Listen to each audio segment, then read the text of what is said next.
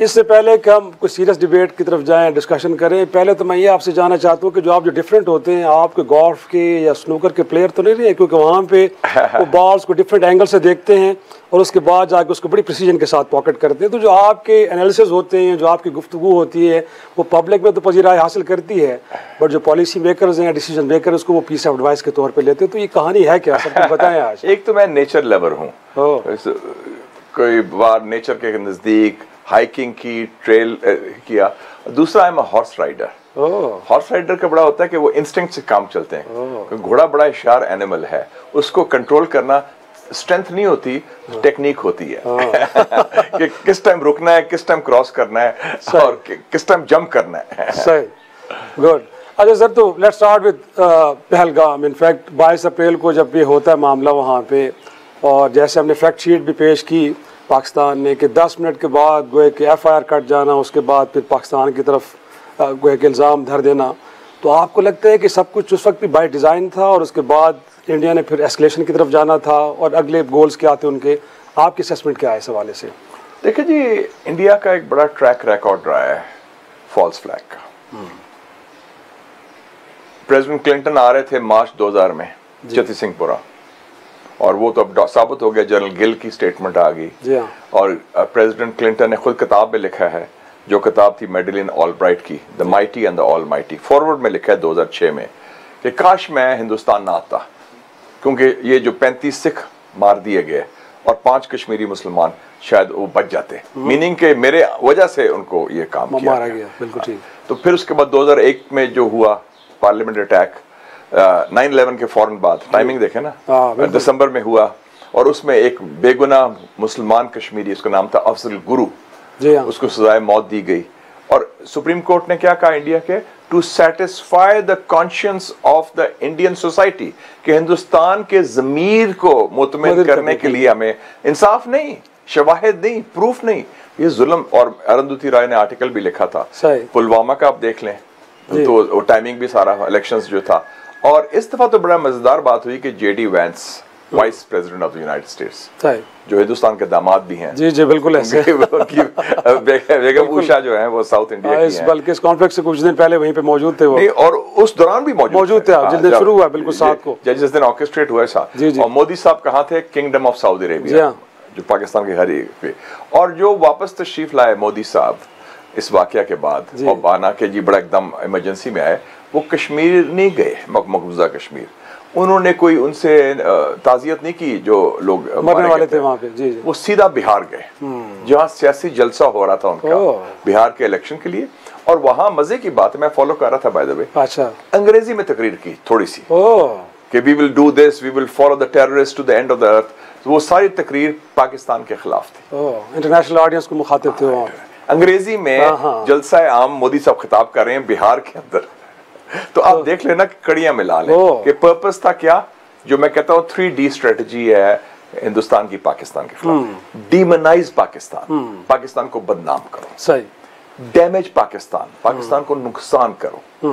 अब क्या हुआ, वो IMF पहुंच गए कि पाकिस्तान को क्यों आप दे रहे हैं पैसे, उनका क्या ताल्लुक है, फाटफ जा रहे हैं कि पाकिस्तान के खिलाफ। फिर तीसरा है, डीमनाइज हो गया, डैमेज हो गया, डिस्टेबलाइज पाकिस्तान, अदम इस्तेहकाम, कि दहशतगर्दों को हमायत करो। इंडिया वैसे भी क्रॉस बॉर्डर टेररिज्म कर रहा है, वो तो डॉक्यूमेंटेड है। तो ये उनकी स्ट्रेटजी थी। तो अब फिर उन्होंने कहा, चूंकि वो बुली हैं, और बुली की अप्रोच होती है कि जिसे कहते हैं ना, यरकाने की कोशिश करो। उनका ख्याल है size equal strength, size does not equal strength. अगर ये बात होती तो फिर वियतनाम जंग हार गया होता अमेरिका से, या क्यूबा खत्म हो जाता अमेरिका के खिलाफ, या अफगानिस्तान सोवियत यूनियन के खिलाफ होता।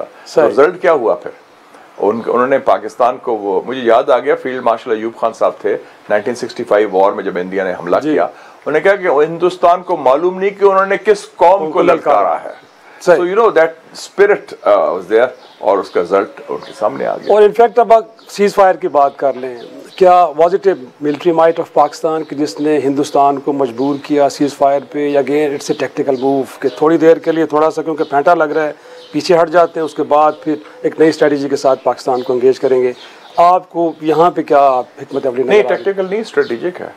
और वो इंडिया पीछे हटा है, यरक गया, और इंडिया को एक खौफ पैदा हो गया कि पाकिस्तान तो वो समझता था कि इंडिया इजराइल है और पाकिस्तान को छोटी मोटी कोई अरब रियासत है जो मार खाती रहेगी, जब चाहे वो मार सकते हैं।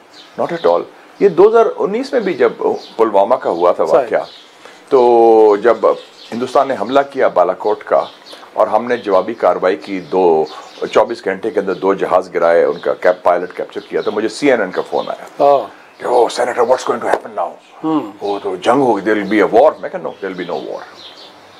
मैं कहा Modi is a bully, if you stand in front of him and don't blink he will back off. मैं कहा आप देख लेंगे। तो इसमें भी ये हुआ। सही। हमने जब जवाबी कार्रवाई की, देखें राउंड 1 था, 2 राउंड की बात करें ना, राउंड 1 में क्या हुआ, उन्होंने मिसाइल अटैक्स किए उसके बाद, और हमने उनके एक रात को 5 जहाज, जिसमें 3 राफेल थे और 2 दूसरे जहाज से गिरा दिए, जो 1971 की जंग के बाद सबसे ज्यादा नुकसान इंडियन एयरफोर्स का एक रात में हुआ। सही। कमाल कर दिया, वो एकदम हिल गए। और उसके बाद भी इजरायली ड्रोन्स जिस तरह आए, उनको जिस तरह उन्होंने कहा कि अब और बुली का ड्रोन्स का किया, उसको भी उड़ा दिया हमने। 80 ड्रोन्स गिराए। तो आप देखें नुकसान उनका को $5 अरब का, तो ये नुकसान असले से हो गया। बिल्कुल। लेकिन ओवरऑल एक राफेल जो है वो $300 मिलियन का है मोर और लेस, तो एक वो हुआ। लेकिन जब उन्होंने, और हमने बड़ा अच्छा एक्ट किया, मैं तहम्मुल के साथ, गुस्से में नहीं, जल्दबाजी में नहीं, मेजर्ड, मैच्योर, काम, कूल रिस्पॉन्स कि ठीक है आ जाए। सही। और जब हमने हिट बैक किया उनको, तो उनका तो चीखें निकल गई, इसमें कोई शक तो 3-5 वो तो लास्ट टाइम भी क्या हुआ था। सही। वो किताब पढ़ लेना पॉम्पियो की, उसने किताब है नेवर गिव एन इंच। उसने कहा कि जी मुझे रात को फोन आया सुषमा स्वराज, जो इंडिया की वजीर खारजा, कि पाकिस्तान तो बहुत बड़ा हमला करने वाला है। सही। पाकिस्तान ये कर, तो कहता है फिर मैंने टेलीफोन किया, वो कह रहा है पॉम्पियो 2019 में, उस वक्त के army chief general Qamar Javed Bajwa को, और कहा कि ये उनका पायलट है, तो ये है वो है। तो अब भी ये हुआ, अब CNN ने खुद बता दिया, और उन्होंने कहा कि अगेन इंडिया ने अप्रोच किया, इंडिया रोता रोता गया। अप्रोच से मतलब है रोना धोना किया, जी पाकिस्तान तो ये करने वाला है। मतलब छोटा मुल्क है, आप चढ़ाई कर रहे हैं, उसकी जवाब हम दे रहे हैं, आपकी जारियत का, आपकी चढ़ाई का, आपकी बालादस्ती का, आपके तकब्बर का, और मतलब है आपकी सारी जो इस सोच का, जो हमारा हक था। जी जी बिल्कुल। इससे पहले कि हम अमेरिकन रोल के ऊपर बात करें, बट जो पाकिस्तान के एंड के ऊपर इशू हैंडलिंग थी फ्रॉम 22 अप्रैल ऑनवर्ड, कैसी लगी आपको? एक कोहिजन नजर आया आपको? क्योंकि हमने देखा 2019 के अंदर कहा जाता था कि जी प्राइम मिनिस्टर तो कह रहे कि जवाब देना है, बट आर्मी चीफ कह रहे कि जी रहने दें, बट इस बार को इस तरह की विस्परिंग हमें सुनने को नहीं मिली। तो जो कोहिजन आपको नजर आ रहा है, और लीडिंग रोल में आपको कहीं मिलिट्री नजर आई या आपको सिविलियन गवर्नमेंट नजर आई? मैंने पढ़ी एक किताब चर्चिल की, विंस्टन चर्चिल, टाइटल है देयर फाइनेस्ट आवर। वो बात कर रहे हैं दूसरी जंग अजीम की, और बल्कि अभी एनिवर्सरी भी हुई है 80 साल हिटलर फैशिज्म की शिकस्त की, 9 मई को परेड को, में और जगह भी, लंदन भी। मुझे याद है कि मुझे 2 बड़े जबरदस्त फाइनेस्ट आवर याद आते हैं। एक 1998 में जब मियां साहब प्राइम मिनिस्टर थे, मैं वजीर इत्तलात था, चीफ स्पोक्समैन था, जब न्यूक्लियर पावर, जी जी जी, उसको एकदम 11 मई को इंडिया ने टेस्ट किया और हमें प्रेशर था सारा कुछ, और हमने जवाब दिया था, और बड़ा smoothly, perfect coordination, perfect messaging और परफेक्ट एक्सिक्यूशन। वो एक फाइनेस्ट आवर था जिस तरीके से हुआ। सही। वो 17 दिन लगे थे, और ये 18 दिन लगे हैं 22 से अब तक।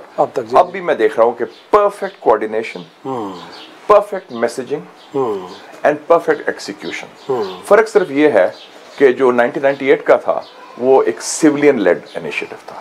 मियां साहब was the prime minister, I was the information minister, chief spokesman. इस दफा it was, I would say, a military lead initiative. और इसमें एक फर्क है जो आपने कहा ना 2019 का, स्ट्रेटेजिक क्लैरिटी।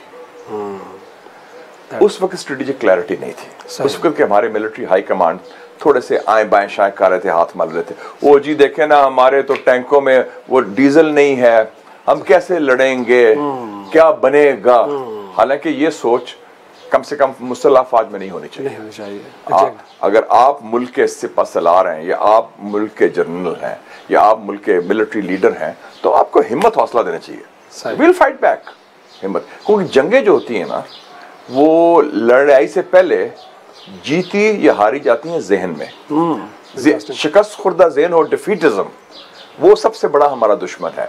इस वक्त मैं देखा है कि whether it is general Syed Asim Munir, chief of army staff, और air chief marshal Zaheer Babar, they led from the front बड़े। और मुझे तो पता चला कि वो air chief marshal Zaheer Babar खुद ऑपरेशन रूम, वॉर रूम में खुद मौजूद थे, इंस्ट्रक्शन दे रहे थे, सारा कुछ।